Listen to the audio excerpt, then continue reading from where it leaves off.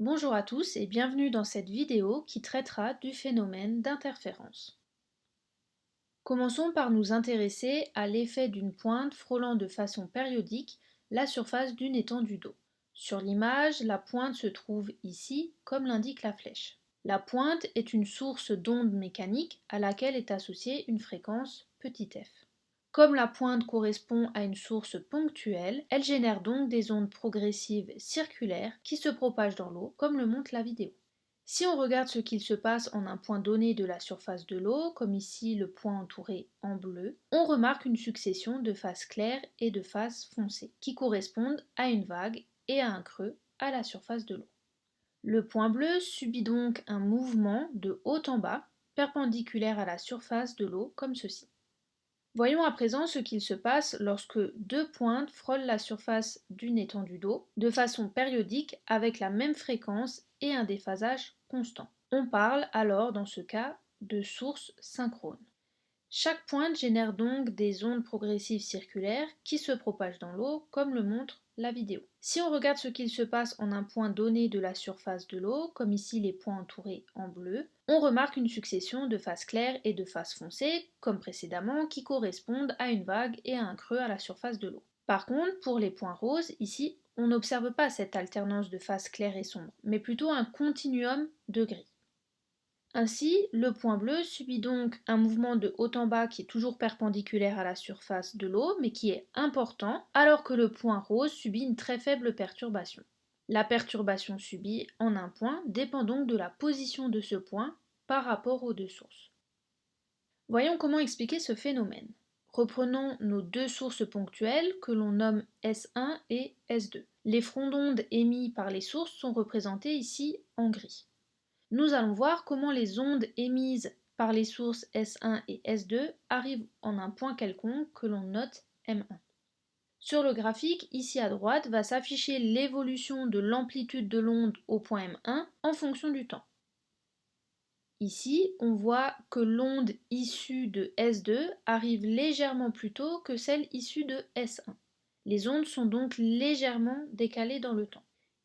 Il en résulte une onde M1 qui a une amplitude plus grande que l'amplitude des ondes issues de S1 et de S2. Le point M1 est donc fortement perturbé et son mouvement de haut en bas est important. C'est ce qu'on appelle le phénomène d'interférence qui correspond à la superposition de deux ondes progressives issues de deux sources synchrones, et la manière dont les ondes se superposent dicte l'amplitude de l'onde résultante en un point donné.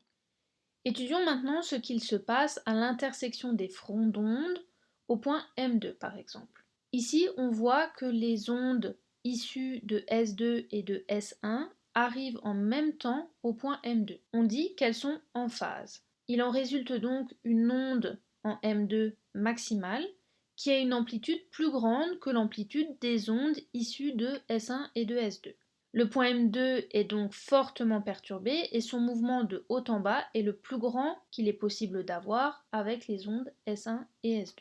On parle d'interférence constructive qui correspondent donc au moment où les deux ondes arrivent en phase et l'amplitude de l'onde résultante est supérieure à celle des ondes initiales.